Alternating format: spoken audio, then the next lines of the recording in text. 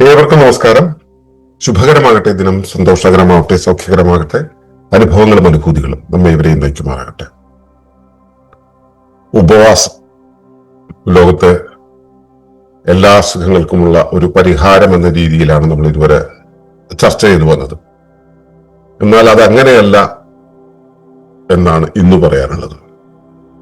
അതിന്റെ ഒരു എതിർപക്ഷം അല്ലെങ്കിൽ അതിന്റെ ഒരു സാധ്യത കുറവ് കൂടെ നമ്മൾ അറിഞ്ഞിരിക്കേണ്ടതുണ്ടല്ലോ. ഈ പൂർണ്ണ രോഗശാന്തി നൽകുന്നതാണ് ഉപവാസം എന്ന് നമുക്കെല്ലാവർക്കും അറിയാം. ഉപവാസം കൊണ്ട് മാത്രമേ പൂർണ്ണമായ രോഗശാന്തിയിലേക്ക് എത്തുകയുള്ളൂ എന്നറിയാം. പക്ഷെ അതിനും ചില പരിമിതികളുണ്ട്. ആ പരിമിതികളെ കുറിച്ചാണ് നമ്മൾ ഇന്ന് സംസാരിക്കുന്നത്. പറയുന്നത് ഇങ്ങനെയാണ്: Fasting is not a universal cure, but may heal non-structural after-birth ailments.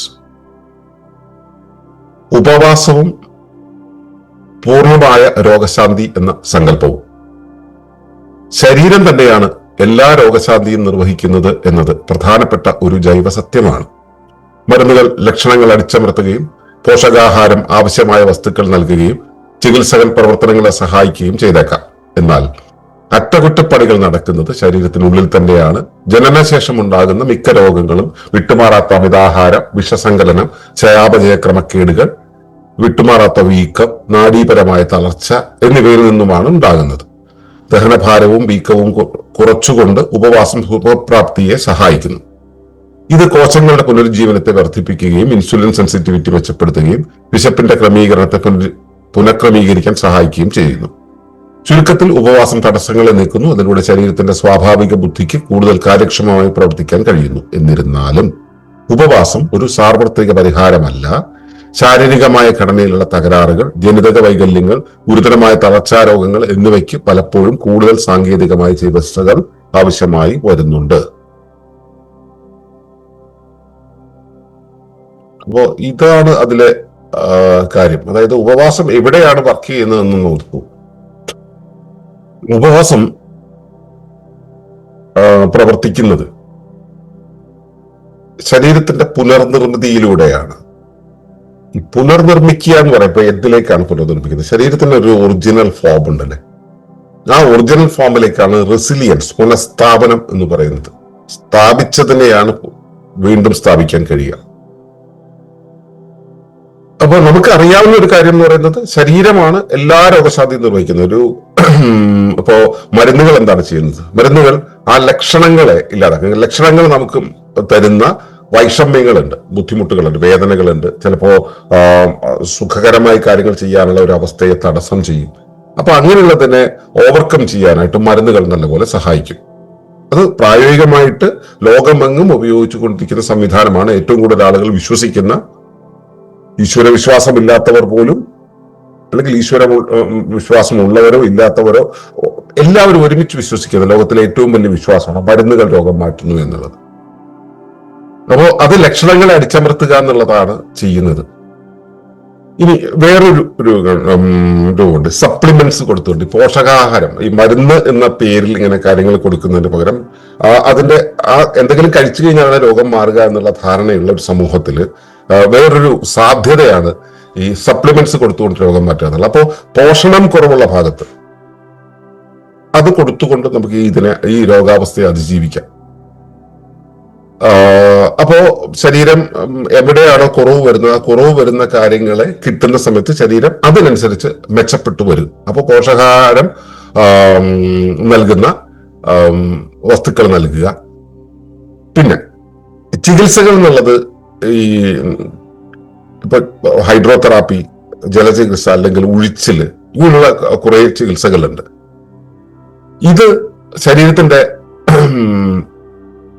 പ്രവർത്തനങ്ങളെ സഹായിക്കും. ഇപ്പൊ അക്യുപങ്ചർ പോലുള്ള കാര്യങ്ങൾ, അക്യുപങ്ചറൊക്കെ പ്രവർത്തിക്കുന്നത് എങ്ങനെയാണ്? ശരീരത്തിന്റെ ഊർജ പ്രവാഹത്തെ ക്രമീകരിക്കല അതിനെ ഉദ്ദീപിപ്പിക്കുകയാണ് ചെയ്യുന്നത്. അപ്പൊ ഇങ്ങനെ ഒരുപാട് തരം ചികിത്സകളുണ്ട്. പക്ഷെ ഇതെന്ത് ചെയ്യുമ്പോഴും അവിടെ പ്രവർത്തനം നടക്കുന്നത് എവിടെയാ? അത് ശരീരത്തിനുള്ളിൽ തന്നെയാണ്. ഇപ്പൊ ജനനശേഷം ഉണ്ടാകുന്ന മിക്കവാറും രോഗങ്ങൾ ഉണ്ടാകുന്നത് പലപ്പോഴും വിട്ടുമാറാത്ത അമിതാഹാരം കഴിക്കുക, വിഷസങ്കലനം ഉണ്ടാവുക, ചയാപചയ ക്രമക്കേടുകൾ ഉണ്ടാവുക, വിട്ടുമാറാത്ത വീക്കം ഉണ്ടാവുക, നാഡീപരമായ തളർച്ച ഉണ്ടാവുക എന്നിവയിൽ നിന്നാണ് ഇതെല്ലാം ഉണ്ടാവുന്നത്. ഈ രോഗങ്ങളായിട്ട് വരുന്നവയെല്ലാം ഉണ്ടാകുന്നത്. അവിടെ ഈ ഒരു പ്രവർത്തനത്തെ റിവേഴ്സ് ചെയ്യണമെങ്കിൽ ആദ്യം ഇൻപുട്ടുകൾ കുറയ്ക്കണം. അപ്പൊ ദഹനഭാരം കുറയ്ക്കണം. പെയിൻ നമുക്ക് ഏറ്റവും കൂടുതൽ അസ്വസ്ഥത ഉണ്ടാക്കുന്ന ആദ്യത്തെ ഘട്ടം എന്ന് പറയുന്നത് വീക്കമാണ്. ഇൻഫ്ലമേഷൻ എന്ന് പറയുന്നതാണ് നമുക്ക് ഏറ്റവും കൂടുതൽ അസ്വസ്ഥത ഉണ്ടാക്കുന്ന കാര്യം. ആ ഇൻഫ്ലമേഷൻ കുറയ്ക്കണം. ഇത് രണ്ടിനും ഉപവാസം എന്നുള്ള പ്രക്രിയയുടെ ആദ്യഘട്ടം കൊണ്ട് തന്നെ കഴിയും. ഒന്നാമത് ഭക്ഷണത്തേക്കുള്ള ഇൻപുട്ട് കുറയ്ക്കട്ടെ, അപ്പൊ ദഹന പ്രശ്നങ്ങൾ കുറയുന്നു. അപ്പൊ ബ്ലോട്ടിങ് പോലെയുള്ള ഒരുപാട് നമുക്കുണ്ടാകുന്ന മൈന്യൂട്ടായിട്ടുള്ള അസ്വസ്ഥതകൾ മുതൽ മാറിക്കിട്ടും. അപ്പോ ദഹനം എന്നുള്ള ആ ലോഡ് കൊടുത്ത് ഒഴിവാക്കിയാൽ തന്നെ മാറും. അതുപോലെ തന്നെ വീക്കം കുറയും. ഇത് ഓട്ടോഫേജിയിലേക്കൊന്നും പോകേണ്ട കാര്യമില്ല, അല്ലാതെ തന്നെ നമ്മളിൽ വരുന്ന മാറ്റത്തെ കുറിച്ചാണ് പറഞ്ഞത്. ഇങ്ങനെ പതുക്കെ കൊണ്ടുപോയിട്ടുണ്ടെങ്കിൽ ഇത് കോശങ്ങളുടെ പുനരുജ്ജീവനത്തെ വർദ്ധിപ്പിക്കും, ഇൻസുലിൻ സെൻസിറ്റിവിറ്റി, ഹോർമോണുകളുടെ പ്രവർത്തനത്തെ മെച്ചപ്പെടുത്തും, വിശപ്പിന്റെ ക്രമീകരണത്തെ പുനഃക്രമീകരിക്കും. അപ്പോ ഉപവാസത്തിന്റെ പ്രാഥമിക രൂപം എന്ന് പറയുന്നത് തടസ്സങ്ങളെ മാറ്റും. അപ്പോ സ്വാഭാവികമായിട്ടുള്ള ശരീരത്തിൽ ഉണ്ടാവുന്ന ബുദ്ധി ഉണ്ടല്ലോ, ബോഡിയുടെ ഇന്റലിജൻസ് ഉണ്ട്, അതിന് കാര്യക്ഷമമായി പ്രവർത്തിക്കാൻ കഴിയും. ഇതിനുമപ്പുറത്തേക്ക് ശരിയായ ഒരു ഹീലറുടെ സഹായത്തോടു കൂടി ശരിയായ രീതിയിൽ ചെയ്യുകയാണെങ്കിൽ ശരീരത്തിന്റെ റീബിൽഡിംഗ് പ്രോസസ്സ് വരെ നടക്കും. പക്ഷെ ഏതുവരെ? എന്താണോ ഉണ്ടായിരുന്നതിനെ റീബിൽഡ് ചെയ്യാനുള്ള ശരീരത്തിന് കഴിയുക. പുതിയൊരു സാധനത്തെ ഉണ്ടാക്കിയെടുക്കാൻ ശരീരത്തിന് കഴിയില്ല എന്നല്ല, അതിന് ശരീരത്തിന്റെ ഇന്റലിജൻസ് എപ്പോഴും വർക്ക് ചെയ്തുകൊണ്ടിരിക്കണം എന്ന് പറയാൻ കഴിയില്ല. കാരണം ചില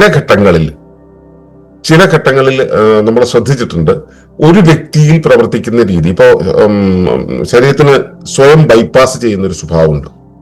ഒരു വഴിക്ക് നേരാൻ വണ്ണം പോകുന്നില്ല എന്ന് കണ്ടു കഴിഞ്ഞാൽ മറ്റൊരു വഴിയിലേക്ക് ഒരു പുതിയ പാസ് ഉണ്ടാക്കിക്കൊണ്ട്, ഇപ്പൊ രക്തമാണെങ്കിലും ശരി, മലമാണെങ്കിലും ശരി, ഒക്കെ ബൈപ്പാസിങ്ങിന്റെ ഒരു രീതി ശരീരം കാണിക്കാറുണ്ട്. ഈ ബൈപ്പാസിംഗ് രീതി എന്നുള്ളത് എല്ലാവരിലും ഒരുപോലെ പ്രവർത്തിക്കില്ല. ബൈപ്പാസ് ചെയ്യാനുള്ള, അതായത് ഇപ്പോ താളാത്മകത കൂടിയ ഒരു ശരീരഘടനയുള്ള ഒരാളാണെന്നിരിക്കട്ടെ, താളാത്മകത കൂടിയുള്ള ഒരാളാണെന്ന് വെച്ച് കഴിഞ്ഞാൽ അയാൾ പോകുന്ന വഴി മുട്ടി നിൽക്കുന്നല്ലാതെ ഇതിനെ അതിജീവിച്ച് അപ്പുറത്തേക്ക് നിന്ന് പുതിയൊരു കാര്യം ഉണ്ടാക്കില്ല, അല്ലെങ്കിൽ മറ്റൊരു വഴി തേടില്ല. യൗക്തികമായിട്ടുള്ള ഒരാളുടെ ശരീരത്തിൽ ഈ വഴിയിൽ അല്പം ദുർബലത തോന്നിക്കഴിഞ്ഞാൽ അയാളുടെ ആ ഫ്ലോയിലെ ചെറിയ തടസ്സം വന്ന് അയാൾ വേറെ വഴി നോക്കും. ഇത് അവരുടെ ശരീരത്തിന്റെ ഇന്റഗ്രൽ പ്രൊപ്പോർഷണാലിറ്റി എന്ന് പറയുന്ന ഒരു അവസ്ഥ ഉപയോഗിച്ചത്, ബയോൺ ഹോളോൺ എന്നുള്ള ആ പ്രതിഭാസം ഉപയോഗിച്ചുകൊണ്ട് തന്നെ ആ വലിയ ശരീരത്തിന്റെ സ്വഭാവം ചെറിയ കോശങ്ങളും കാണിച്ചുകൊണ്ട് അതങ്ങനെ പ്രവർത്തിച്ചു പോകും. പക്ഷെ അത് എല്ലാവരും വർക്ക് ചെയ്യില്ല. അപ്പോ ശാരീരികമായിട്ട് ഘടനയിലുള്ള തകരാറുകൾ ഉണ്ടെന്നിരിക്കട്ടെ, ഘടനാപരമായ തകരാറുകൾ. ഇപ്പൊ എല്ല് പൊട്ടി എന്ന് വെച്ച് കഴിഞ്ഞാൽ എല്ലാം ഒന്ന് ഒടിഞ്ഞതാണെങ്കിൽ നമുക്ക് പുനഃസ്ഥാപിക്കാൻ പറ്റും. എല്ല് പൊടിഞ്ഞങ്ങ് പോയി, നമുക്കത് അതേപോലെ പഴയതുപോലെ സ്ഥാപിക്കാൻ കഴിയില്ല. അപ്പൊ എല്ലിന്റെ പ്രവർത്തനങ്ങൾ, അതുപോലെ തന്നെ ജനിതകമായി നമുക്ക് കിട്ടിയ വൈകല്യങ്ങൾ ഉണ്ടെന്നുണ്ടെങ്കിൽ ഇതിനെ നമുക്ക് പുനഃസ്ഥാപിക്കാൻ കഴിയില്ല. പുനഃസ്ഥാപിക്കാന്ന് വെച്ച് കഴിഞ്ഞാൽ ആ സംഭവത്തെ ഈസി ഫ്ലോയിലേക്ക് കൊണ്ടുവരാൻ കഴിയും. ഇപ്പൊ ഓട്ടിസം ഉള്ള ഒരു കുഞ്ഞിനെ ആണെങ്കിൽ ആ ഓട്ടിസത്തെ സമ്പൂർണ്ണമായിട്ട് മാറ്റാൻ കഴിയില്ല. ആ ഓട്ടിസത്തിന്റെ അവസ്ഥ വെച്ചുകൊണ്ട് എങ്ങനെ നിത്യജീവിതത്തിലുള്ള കാര്യങ്ങളെ കൊണ്ടുപോകാം എന്നുള്ളതിലേക്കാണ് നമുക്ക് എത്തിക്കാൻ പറ്റുക. അവിടെയാണെങ്കിൽ ഫാസ്റ്റിംഗ് ഇട്ട പ്രായോഗികമല്ല. അതുപോലെ ഗുരുതരമായിട്ടുള്ള ചില തളർച്ചാരോഗങ്ങളുണ്ട്, ഭയങ്കരമായിട്ട് തളർന്നങ്ങ് പോയി. ഫാസ്റ്റിംഗ് കൊണ്ട് അത് റിക്കവർ ചെയ്യാൻ കഴിയില്ല, കാരണം നെർവസ് സിസ്റ്റത്തിന്റെ എല്ലാ ഭാഗത്തെയും റീബിൽഡ് ചെയ്യാൻ ഓട്ടോഫേജിക്ക് കഴിയില്ല. അപ്പോൾ ഇങ്ങനെയുള്ള ചില ഭാഗങ്ങൾ, അതായത് ശരീരം ഒരു യാന്ത്രിക പ്രവർത്തനത്തിലൂടെ കടന്നു പോകുന്നു എന്ന് ശരീരത്തിന് മനസ്സിലാകുന്ന ചില ഘട്ടങ്ങളിൽ, ചില ഭാഗങ്ങളിൽ അവ ഒരു ജൈവ പുനഃസ്ഥാപന പ്രക്രിയക്ക് വിധേയമാകേണ്ടതാണെന്ന് ശരീരത്തിന് അറിയാത്തൊരിടത്ത് ഈ ഉപവാസം കൃത്യമായിട്ട് പ്രവർത്തിക്കാത്തത് നമുക്ക് കാണാനായിട്ടുണ്ട്. അതുകൊണ്ട് തന്നെ അവിടെ ഏറ്റവും നല്ലത് സാങ്കേതികമായ ചികിത്സകൾക്ക് പോകലാണ്. സർജറി ആണെങ്കിൽ അങ്ങനെ, അല്ലെങ്കിൽ മറ്റേതെങ്കിലും തരത്തിലുള്ള കാര്യങ്ങൾ ആണെങ്കിൽ അങ്ങനെ. അതിന് ട്രോമ കെയർ എന്നുള്ള രീതിയിൽ നമ്മൾ കാണുന്ന ഈ മോഡേൺ മെഡിസിൻ എന്ന് പറയുന്ന ഇംഗ്ലീഷ് മെഡിസിനെ അല്ലെങ്കിൽ അലോപ്പതിയെ ഡിപ്പെൻഡ് ചെയ്യുന്നതായിരിക്കും നല്ലത്. അതിന് മാത്രമേ പോകാവൂ. അല്ലാത്ത കാര്യത്തിന് പോയിട്ടുണ്ടെങ്കിൽ അത് നമ്മുടെ ശരീരത്തെ വീണ്ടും ആൾട്ടർ ചെയ്ത് തരികയാണ് ചെയ്യുക. അപ്പോ മനസ്സിലാക്കേണ്ടത് ഫാസ്റ്റിംഗ് എന്ന് പറയുന്നത് ഒരു യൂണിവേഴ്സൽ ക്യൂർ ആണ്. അതുകൊണ്ട് എല്ലാം ശരിയാവും എന്നല്ല വിശ്വസിക്കേണ്ടത്. അത് ഈ പ്രകൃതിയുടെ ഏറ്റവും വലിയൊരു കുഴപ്പം എന്ന് പറയുന്നത് ഇതാണ് അവസാന വാക്ക്, അതുകൊണ്ട് ഇനി അതിനപ്പുറത്തേക്ക് ഒന്നുമില്ല എന്നുള്ളത്. സമഗ്രമായി തന്നെ കാണണം. അത് അവനവന്റെ കൈയും കാലും എല്ലൊടിഞ്ഞ് കിടക്കുന്ന സമയത്ത് ഈ ആദർശം മാറ്റി വെച്ചിട്ട് നമ്മൾ അലോപ്പതി ഹോസ്പിറ്റലിൽ പോകേണ്ടി വരും. അതിനെ നിരാകരിക്കേണ്ട കാര്യമില്ല.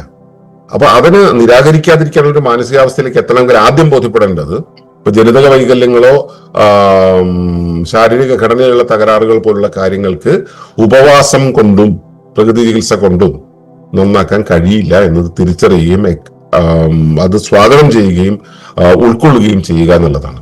അങ്ങനെയാണെങ്കിൽ അവശ്യഘട്ടങ്ങളിൽ നമുക്ക് ഇംഗ്ലീഷ് മരുന്നാണെങ്കിലും ശരി, ഇനിയിപ്പോ സ്റ്റീറോയിഡ് കുത്തുന്ന പരിപാടിയാണെങ്കിലും ശരി, എന്താണെങ്കിലും നമുക്കത് ചെയ്യാം. ചെയ്യേണ്ടി വരുന്ന ഒരവസ്ഥയിൽ ജീവൻ രക്ഷിക്കാൻ അതാണ് മാർഗമെങ്കിൽ അത് ചെയ്യുക. അല്ലാത്തപ്പോൾ ആ വഴിക്ക് പോവാതിരിക്കുക. അപ്പോ മനസ്സിലാക്കുക, ഫാസ്റ്റിംഗ് എന്ന് പറയുന്നത് ഒരു യൂണിവേഴ്സൽ ക്യൂർ അല്ല. അത് നോൺ സ്ട്രക്ചറൽ ആയിട്ടുള്ള ജനിച്ചതിന് ശേഷമുള്ള രോഗങ്ങളെയാണ് മാറ്റുക. ജനിക്കുന്നതിന് മുമ്പേ ജനനത്തോടൊപ്പം വന്ന രോഗങ്ങളെ അതിന് വലുതായിട്ടൊന്നും ചെയ്യാൻ കഴിയില്ല എന്നത് കൂടെ ബോധ്യപ്പെടേണ്ടതുണ്ട്.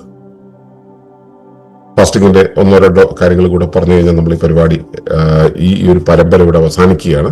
അപ്പൊ ഇതുമായി ബന്ധപ്പെട്ട എന്തെങ്കിലും സംശയങ്ങൾ ഉണ്ടെങ്കിൽ അത് എഴുതി ചോദിക്കുകയാണെങ്കിൽ അതിനനുസരിച്ച് നമ്മൾ തുടർന്നുള്ള 1-2 സെഷൻസ് അതിനുവേണ്ടി മാറ്റിവെക്കാം. അതുവരേക്കും നന്ദി, നമസ്കാരം. തുടർന്ന് കാണുന്നതിന് മുമ്പായി ഈ വിഷയം ഇഷ്ടമായെങ്കിൽ ഒന്ന് ലൈക്ക് ചെയ്യുക, കമന്റ് ചെയ്യുക, ഷെയർ ചെയ്യുക. നിങ്ങൾ പ്രകൃതിയെ ഇഷ്ടപ്പെടുന്നുവെങ്കിൽ ഈ ചാനൽ ഒന്ന് സബ്സ്ക്രൈബ് ചെയ്യുക.